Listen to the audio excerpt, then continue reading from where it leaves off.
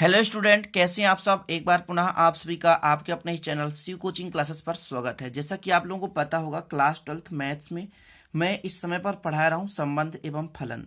तो देखिए, इसमें चैप्टर 1.1 के एग्जाम्पल ही चर्चा कर रहे हैं और इसके पहले भी मैंने वीडियो बना रखे हैं, तो प्लेलिस्ट में मिल जाएंगे। जो भी स्टूडेंट इसे नए देख रहे हैं तो चैनल को सब्सक्राइब भी कर लीजिएगा, बेल आइकन प्रेस कर लीजिएगा ताकि इसी प्रकार का लेटेस्ट वीडियो आपको मिलता रहे। ठीक है, चलिए तो देखते हैं। आज का पहला क्वेश्चन है, संबंध का एक ऐसा उदाहरण दीजिए जो कि सममित तथा संक्रामक हो परंतु सतुल्य ना हो। हमें एक ऐसा उदाहरण लेना है जो कि सममित हो तथा संक्रामक हो परंतु सतुल्य ना हो। अब थोड़ा सा तीनों चीजों को आपको समझना पड़ेगा। जैसे यदि मैं कहूं स्वतुल्य की, थोड़ा सा समझ लीजिए, क्योंकि जितने भी ये क्वेश्चन करने वाले हैं आज, वो सभी के सभी इन्हीं संबंधित है। स्वतुल्य का मतलब होता है खुद से रिलेट, जैसे ए का ए से, बी का बी से, ठीक है, सी का सी से। ये जब खुद से रिलेट होता है तब वो स्वतुल्य कहलाता है। ठीक है ना। दूसरा, यदि हम बात करें सम्मित की, सम्मित में यदि ए रिलेट टू बी, यदि हम तुम्हारे भाई हैं तो तुम भी हमारे भाई हो, मतलब बी रिलेट टू ए, ऐसा होता है सम्मित। ठीक है। यदि मैं बात करूं संक्रामक की, संक्रामक में यदि ए रिलेट टू भाई, मतलब ए बी का भाई है, बी रिलेट टू सी और बी सी का भाई है, तब जो ए बी किसका भाई है, सी का भाई है, मतलब ए बी का भाई है, बी सी का भाई है, तब ए भी सी का भाई होगा, डेफिनेट है। ये तीनों चीजें आपसे बनना चाहिए, तभी आप तुल्यता संबंध सिद्ध कर पाएंगे। और तुल्यता संबंध के लिए इन तीन चीजों की आवश्यकता पड़ती है। स्वतुल्य मतलब खुद से रिलेटेड है ना, खुद से रिलेट होना चाहिए। जितने भी अवयव हैं तो अपने आप से संबंध दर्शाने चाहिए। सम्मित मतलब आप हमसे संबंध दर्शा रहे हैं तो हम आपसे, जितने आप हैं उतने आपके हम हैं। ठीक है। संक्रामक की बात की जाए तो तीन, यहां पर तीन होना चाहिए। ए का संबंध बी से, बी का संबंध सी से, तब ए का संबंध भी सी से होना चाहिए, तब ये जो आपका संबंध सिद्ध होता है वो तुल्यता होता है। अब लेकिन यहां पर तुल्यता सिद्ध करने के लिए नहीं बोला है, यहां पर बोला है कि आपको एक अपने से उदाहरण देना है जिसमें क्या क्या होना चाहिए, सम्मित होना चाहिए और संक्रामक होनी चाहिए, किंतु आपका स्वतुल्य ना हो, मतलब खुद का रिलेशन खुद से ना हो, ऐसे कुछ अवयव अनुपस्थित होने चाहिए। ठीक है, तो हल करते हैं। तो पहले आपको एक सेट मानना पड़ेगा। तो माना समुच्चय, एक समुच्चय तो लेना पड़ेगा। एक समुच्चय ए हमने माना जिसमें कितने अवयव हैं, कम से कम तीन तो होने चाहिए। ए बी सी हमने अवयव मान लिया, ठीक है, और आर बराबर मान लिया तथा संबंध आर। ऐसा मानना है कि उसमें जो, जैसे ए का संबंध ए से है तो ये आपका स्वतुल्य हो गया, बी का संबंध बी से है तो ये भी स्वतुल्य, लेकिन सी का संबंध सी से यदि ना दर्शाएं तो वह स्वतुल्य नहीं कहलाएगा, क्योंकि प्रत्येक अवयव का खुद से संबंध होना चाहिए। तो ये मैंने नहीं लिया। आपको क्या क्या सम्मित और संक्रामक होना चाहिए, मतलब ए का संबंध यदि बी से है तो बी का संबंध ए से होना चाहिए, ऐसा आपको एग्जाम्पल लेना है। ए का संबंध बी से है तो बी का संबंध ए से, ऐसे आपको एग्जाम्पल लेकर रखना है। ठीक है ना। तो मैंने ले लिया। अब ए का संबंध बी से, संक्रामक भी सिद्ध करना है। ए का संबंध बी से और बी का संबंध सी से, तब ए का संबंध भी सी से होना चाहिए। तो इतना मैंने ले लिया। बोला ही है संबंध का एक ऐसा उदाहरण दीजिए जो कि सम्मित हो, संक्रामक हो परंतु स्वतुल्य न हो। तो यहां पर मैंने ऐसा इसलिए लिया क्योंकि ए से रिलेट है, बी से रिलेट है, लेकिन सी से रिलेट नहीं है यहां पर, इसलिए स्वतुल्य तो नहीं होगा, ये डेफिनेट है। समझ रहे हैं ना। कहने का मतलब, यदि मैं कह दूं, पहला कंडीशन मैं यदि यहां पे समझाना चाहूं आपको कि ए का प्रत्येक अवयव जो ए बी सी है ना, ए का प्रत्येक अवयव आर द्वारा स्वयं से संबंधित नहीं है,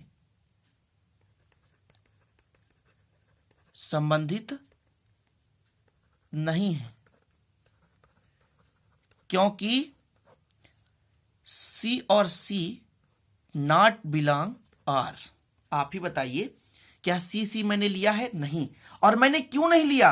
क्योंकि मुझे स्वतुल्य ना होने का सिद्ध करना है कि स्वतुल्य नहीं है, इसलिए मैंने नहीं लिया। ये अपने मर्जी के आधार पर कर रहे हैं ना। समझ रहे हैं ना बात को, अपनी मर्जी के आधार पर कर रहे हैं, इसलिए हमने सी यहां पर नहीं लिया, क्योंकि सी का संबंध सी से नहीं है, इसलिए स्वतुल्य नहीं है। अतः हम कह सकते हैं ना, अतः आर स्वतुल्य नहीं है। यही तो सिद्ध करना था कि हमें ऐसा कोई उदाहरण लेना है। दूसरा यदि मैं बात करूं, दूसरा हमको सम्मित सिद्ध करना होता है कि आर सम्मित है। आर क्या है? सम्मित है। क्योंकि बताइए, क्योंकि सम्मित के लिए क्या होता है? ए का संबंध बी से है ना, ए का संबंध बी से आर है। देख लीजिए, ए बी मैंने लेके रखा है यहां पर, ए बी, और बी ए भी मैंने लिया है, तथा B A relate to R, अर्थात ए रिलेशन बी और बी रिलेशन ए। ठीक है ना, समझ गए? इसलिए मैं कह सकता हूं कि जो आपका यहां पर संबंध है वो कैसा है? सम्मित है। तीसरा, आपको आर संक्रमक है बता देना है। कैसे संक्रमक है? तो देख लीजिए, आपको यहां पर समझना होगा कि मैंने क्या क्या लेके रखा है, ए का बी से, फिर बी का सी से, तब ए का सी से। मतलब मैंने लेकर रखा है कि जो आपका ए और बी है उसको मैंने लेकर रखा है बिलोंग टू आर, अर्थात ए जो रिलेशन है किससे? बी से। फिर इसके बाद B C belong to R, अर्थात बी रिलेशन किससे दर्शा रहा है? सी से। तब जो ए है और सी है वो भी आर में बिलोंग कर रहा है, अर्थात ए रिलेट टू सी। और यही चीज हमको सिद्ध करना होता है, और इसी का बोला था, केवल आपको एग्जाम्पल लेना है। ठीक है ना, तो एग्जाम्पल मैंने लिया और इसको प्रूव भी किया कि वास्तव में स्वतुल्य नहीं है, किंतु संक्रमक और सम्मित है। चीजें क्लियर हो गई? यही सिद्ध करना था। देखिए, स्वतुल्य क्यों नहीं है? क्योंकि प्रत्येक अवयव खुद से संबंधित नहीं है। यहां पर ए और ये संबंध है, बी और बी संबंध है, लेकिन सी का संबंध सी से नहीं है। तो ऐसा मत समझिए कि किताब में आपकी या बुक्स में आपके इस प्रकार से नहीं सिद्ध किया, कुछ दूसरे टाइप से सिद्ध किया है। कई स्टूडेंट का कमेंट रहता है कि सर ये क्वेश्चन तो मिल ही नहीं रहे हैं। मैं मानता हूं कि आपके इधर राइटर दूसरा होगा, तो आप लोग थोड़ा सा समझने की कोशिश करें, विधि और मेथड समझें। आपका क्वेश्चन मिले या ना मिले, बहुत सारे क्वेश्चन मिलेंगे। अभी तो स्टार्टिंग मैथ्स है यार, पूरा कराऊंगा, विधिवत कराऊंगा, बहुत सारे क्वेश्चन, पूरे एग्जाम्पल, पूरे प्रश्नावली का कराऊंगा, ताकि कोई दिक्कत ना हो। कहीं ना कहीं से आपके क्वेश्चन मिलेगा ही। और टाइप आप विधिवत बेसिक ज्ञान जानना चाहते हैं ना, आप बेसिक में समझाना चाहता हूं। बेसिक यदि आपसे क्लियर हो जाएगा ना, तो आपसे कभी मैथ्स भूलने वाला नहीं है। इसलिए मैं पूरे क्वेश्चन कराऊंगा। ठीक है, तो चलते हैं अगले क्वेश्चन पर। अगला क्वेश्चन लेकर आए हैं, संबंध का एक ऐसा उदाहरण देना है जो स्वतुल्य हो परंतु सम्मित और संक्रमक ना हो। अपोजिट हो चुका है यहां पर, पिछले क्वेश्चन का अपोजिट। तो हम हल करेंगे, हल कर रहे हैं, और मान के चलते हैं आपके पास समुच्चय, एक समुच्चय तो होगा, ए बराबर ए बी सी। ठीक है, तथा संबंध आर बराबर, हमको मान के चलना था, तथा माना कर लेते हैं, मान तो रहे हैं। क्या होना चाहिए? स्वतुल्य होना चाहिए। मतलब ए का ए से होना चाहिए, बी का बी से होना चाहिए, सी का सी से होना चाहिए। मतलब खुद का खुद से रिलेशन होना चाहिए, तभी तो ये क्या कहलाएगा? स्वतुल्य। तो स्वतुल्य हमने प्रूव कर लिया, माइंड में ही सेट कर लेना है। स्वयं का संबंध स्वयं से हो तो स्वतुल्य कहलाता है। अब यदि मैं कह देता कि ए का बी से है लेकिन बी का ए से नहीं होना चाहिए, नहीं तो सम्मित सिद्ध हो जाएगा। तो ए का बी से मैंने ऐसा ले लिया, और ले लिया मैंने बी का सी से ले लिया, फिर ए का सी से नहीं करना, नहीं तो संक्रमक हो जाएगा। इतना मैंने ले लिया, अपने से लेना है ना, कोई जबरदस्ती नहीं कि कहां से लेना, अपने से मैंने लिया है। ठीक है ना, अपने से ले लेना है, लेकिन ऐसे ही एग्जाम्पल लेना ताकि सम्मित सिद्ध ना हो सके। यदि मैंने ए बी लिया है तो बी ए नहीं लूंगा, क्योंकि यदि ए का संबंध बी से और बी का संबंध ए से हो जाएगा तो सम्मित सिद्ध हो जाएगा। तो मुझे ऐसे एग्जाम्पल लेने हैं जिसमें सम्मित सिद्ध ना हो। यदि ए का संबंध बी से है, बी का संबंध सी से है, और अभी आगे ले लूं ए का संबंध सी से है, तब वो सिद्ध हो जाएगा संक्रमक। लेकिन मुझे ऐसे एग्जाम्पल लेने हैं जो संक्रमक सिद्ध ना हो। समझ रहे ना? तो चलिए, पहला आपको सिद्ध करना है, ए का प्रत्येक अवयव, ए का प्रत्येक अवयव आर द्वारा स्वयं से संबंधित है। स्वयं से संबंधित हैं कि नहीं? ए का संबंध ए से, बी का संबंध बी से, सी का संबंध सी से। अर्थात यदि मैं कहूं कि ए रिलेशन ए से है, बी रिलेशन बी से है तथा सी रिलेशन सी से है, समझ रहे हैं? अतः आर एक स्वतुल्य संबंध है, स्वतुल्य है। ठीक है, चीजें क्लियर हो गई? स्वतुल्य क्यों है? क्योंकि खुद का रिलेशन खुद से है। चलिए सेकंड स्टेप में आपको बताना है कि देखिए ए और बी ये उपस्थित है आर में, बिलोंग है ना, किंतु यदि बात की जाए बी ए की तो मैंने जानबूझकर यहां पर बी ए नहीं लिया है, तो जो बी ए है वो आर पर नहीं है। अर्थात ए रिलेट टू बी, लेकिन बी रिलेशन ए नहीं है। अतः आर सममित नहीं है। दूसरा सिद्ध हो गया, ठीक है ना। और मैंने वही एग्जांपल लिया है जो कि सम्मित सिद्ध ना हो, समझ रहे ना, सम्मित सिद्ध नहीं होना चाहिए। चलिए तीसरा स्टेप मैं लेकर चलता हूं कि ए और बी मैंने लिया है तथा बी और सी मैंने लिया है, लेकिन मैंने ये नहीं लिया है ए का संबंध सी से, मैंने ऐसा नहीं लिया है, समझ रहे हैं। अर्थात इसको ऐसा कर सकते हैं, अर्थात ए रिलेट टू बी तो है व वी रिलेट टू सी तो है, किंतु जो ए का रिलेशन है वो नहीं है किससे? सी से। अतः संबंध आर संक्रामक नहीं है। ठीक है, संबंध आर संक्रामक नहीं है। और यही हमें प्रूव करना था कि एक ऐसा एग्जाम्पल लेकर प्रूव करना था जो स्वतुल्य हो परंतु सम्मित और संक्रामक ना हो।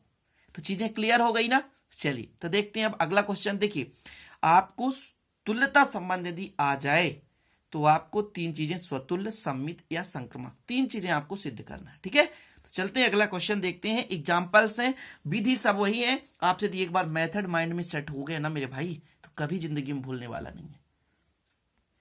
तो ये रहा अगला क्वेश्चन, और ये क्वेश्चन मजेदार है, समझदारी योग्य क्वेश्चन है, और इसमें लॉजिक लगाना है आपको। बहुत इजी है स्टूडेंट, थोड़ा सा टफ लगता होगा आप लोगों को, लेकिन यदि अंत तक आप लोग समझेंगे ना मेरे साथ, कभी भी जिंदगी में मैथ, मैं गारंटी कहता हूं कि मैथ कोई दिक्कत नहीं होगी। मैं वादा करता हूं आप लोगों से, आपके 95 चाहिए 95 आएगा, 100 में 100 को कोशिश करेंगे तो 100 में 100 आएगा। बस अंत तक मेरा साथ देना, मैं आप लोगों का भरपूर साथ दूंगा। ठीक है, तो क्वेश्चन क्या कहता है कि जांच कीजिए कि क्या समुच्चय, आपके पास एक समुच्चय है देके रखा है ना, और वो कौन कौन से अवयव है, 1 से 6 तक है। आर देके रखा है कि ए बी, आर देके रखा है ए बी, और ए बी में बता के रखा है जो बी है वो ए से एक अधिक है, द्वारा परिभाषित संबंध आर स्वतुल्य, सम्मित या संक्रामक है, ये हमको जांच करना है। तो चलिए हल करते हैं। पहले आपको लिखना है, दिया है हल में, ठीक है, क्या दिया है, तो आर दे के रखा है। आर दे के रखा है कि ए का रिलेशन बी से तो है, लेकिन जो बी है हमेशा ए से एक अधिक है। समझ रहे हैं, ए बी आपका रिलेशनशिप दर्शा रहा है, ए का रिलेशन बी से तो है, लेकिन जो बी की वैल्यू है वो ए से हमेशा एक अधिक रहेगा। ठीक है, इतना दे के रखा है। और आपको क्या दे के रखा है, एक समुच्चय दे के रखा है, ए बराबर, उस समुच्चय क्या है, 1 2 3 4 5 और 6, मतलब समुच्चय ए में 6 तक के अवयव हैं। तो यदि मैं रिलेशन की बात करूं तो कौन कौन से रिलेशन आपको प्राप्त होंगे।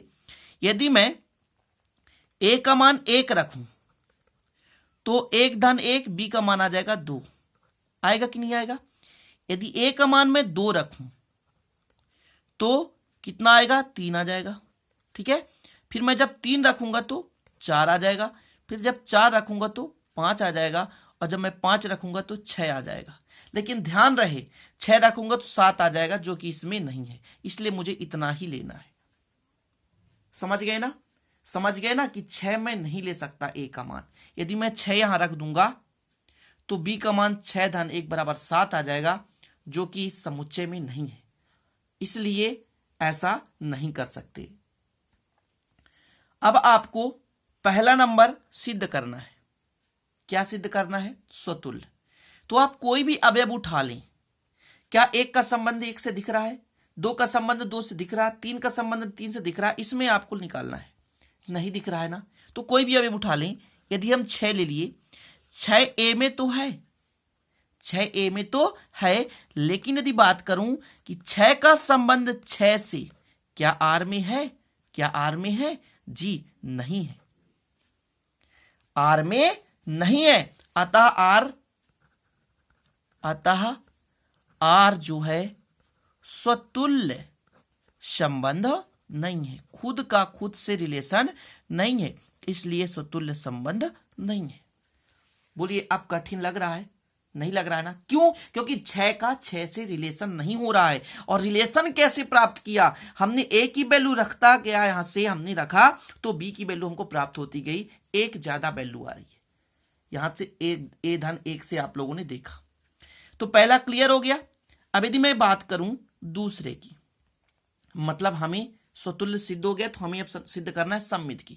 तो यदि मैं बात करूं कि 1 और 2, तो वाकई में 1 और 2 तो है, 1 और 2 है, 1 2 बिलोंग टू आर। लेकिन मैं इसके अपोजिट की बात करूं, 2 1 की बात करूं, 1 2 तो है, लेकिन 2 1 की बात करूं, वो आर में नहीं है। मतलब हम आपके भाई हैं, आप भी हमारे भाई होंगे, तभी ये सम्मित होगा। अर्थात यदि मैं बात करूं कि जो 1 का रिलेशन है वो 2 से है, लेकिन जो 2 का रिलेशन है वो 1 से नहीं है। ठीक है ना? अतः जो आर है वो सम्मित संबंध नहीं है, सम्मित संबंध नहीं है।